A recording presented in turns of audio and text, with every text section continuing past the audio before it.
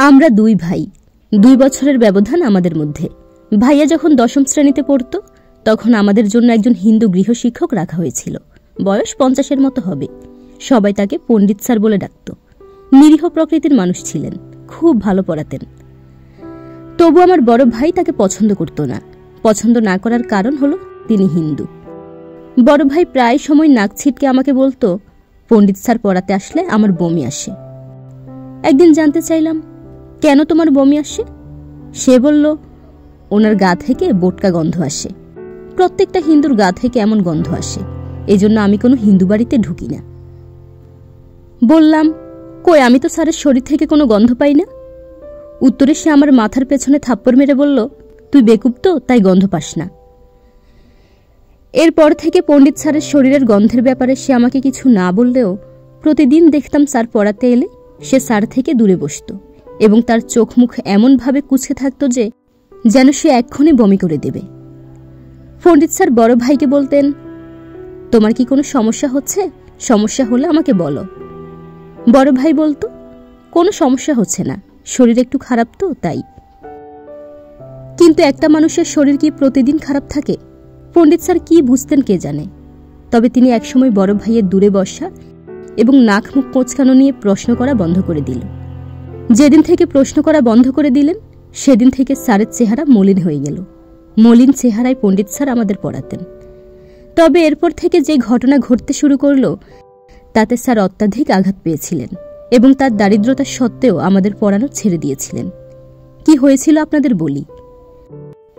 আমার বড় ভাই তার বন্ধুদেরকে শিখিয়ে দিয়েছিল পণ্ডিত স্যারকে দেখলে তারা যেন আড়াল থেকে ডান্ডি বলে ডাকে। আমাকেও বলেছিল স্যারকে ডান্ডি ডাকার জন্য, কিন্তু আমি রাজি না হওয়াতে সে আগের মতো আমার মাথার পেছনে থাপ্পড় মেরে বলল, তুই একটা বেকুব, কোনোদিন মানুষ হবি না। আমি রাজি না হলেও ভাইয়ের বন্ধুরা রাজি হয়েছিল।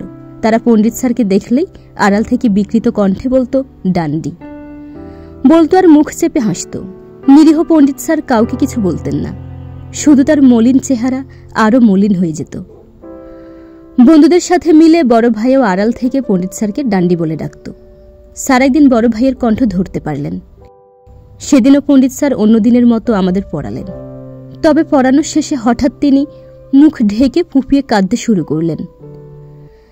স্যার পরের দিন থেকে আর পড়াতে আসেননি। স্যার যে এলাকায় থাকতেন সেখান থেকে বাসা বদলে অন্য কোথাও চলে গিয়েছিলেন। স্যারকে আর কোনোদিন আমরা দেখিনি। পণ্ডিত স্যার চলে যাওয়াতে বড় ভাই বেশ খুশি হয়েছিল, তবে তার খুশি বেশি দিন টেকেনি। বড় ভাই আমার চেয়েও ভালো ছাত্র হওয়া সত্ত্বেও মেট্রিক পরীক্ষায় ফেল করল।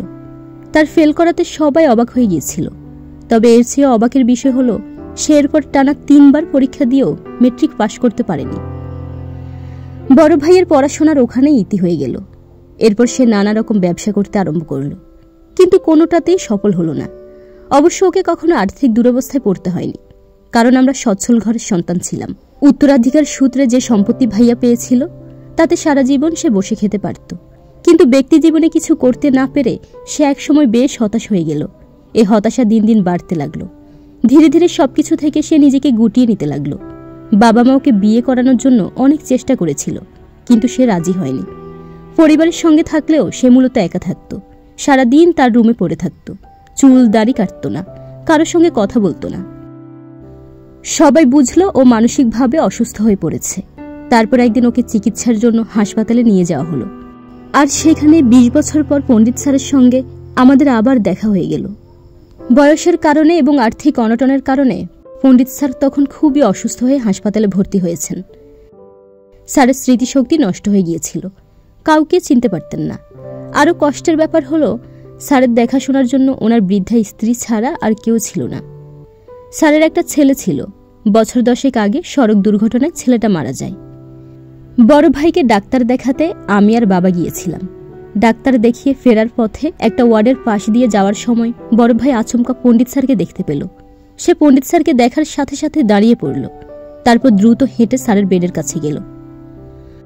অসুস্থতার কারণে স্যারের চেহারা সম্পূর্ণ পাল্টে গেছে। মাথার চুল পড়ে গেছে, শুকিয়ে কাঠ হয়ে গেছেন। স্যারকে চেনার কোনো উপায় ছিল না। ভাইয়া কি করে সেদিন স্যারকে চিনল, এ এক আশ্চর্য ব্যাপার। স্যার আমাদের চিনতে পারলেন না। নানাভাবে পরিচয় দেওয়ার পরেও স্যার চিনতে পারলেন না। স্যারের জন্য মন খারাপ নিয়েই আমরা বাড়ি ফিরে এলাম। বাড়ি ফিরে আসার পর আমরা দেখলাম ভাইয়ার মধ্যে এক ধরনের অস্থিরতা কাজ করতে শুরু করলো। সে কিছুক্ষণ ছটফট করার পর বাড়ি থেকে বেরিয়ে গেল, গিয়ে হাজির হলো হাসপাতালে স্যারের কাছে।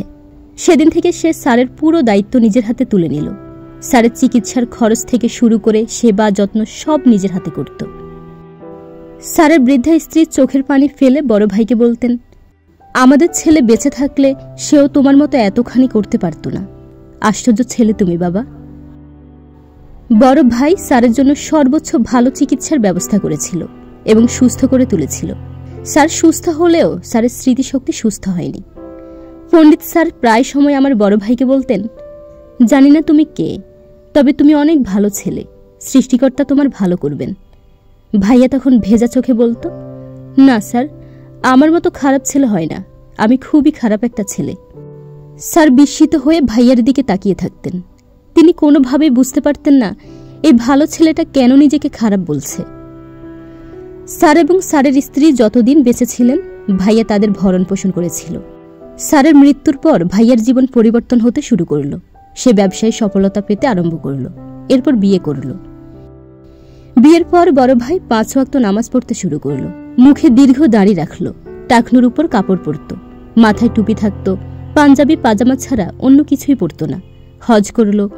নামাজ পড়তে পড়তে তার কপালে দাগ হয়ে গিয়েছিল। অথচ সেই মানুষটাই পাড়ার মন্দিরে যে কোনো প্রয়োজনে সবচেয়ে বেশি টাকা দিত, মসজিদে তো দিতই। ভাইয়ার জীবদ্দশায় বেশ সফল হয়েছিল। আমি দৃঢ় বিশ্বাস করি ভাইয়ার সফলতার অন্যতম কারণ হলো সে প্রথম জীবনে ভুল করলেও পরবর্তীতে সে মানুষকে মানুষের চোখে দেখতে শিখেছিল। আর সবচেয়ে বড় কথা হলো শিক্ষকের পূর্ণ সম্মান দিয়েছিল।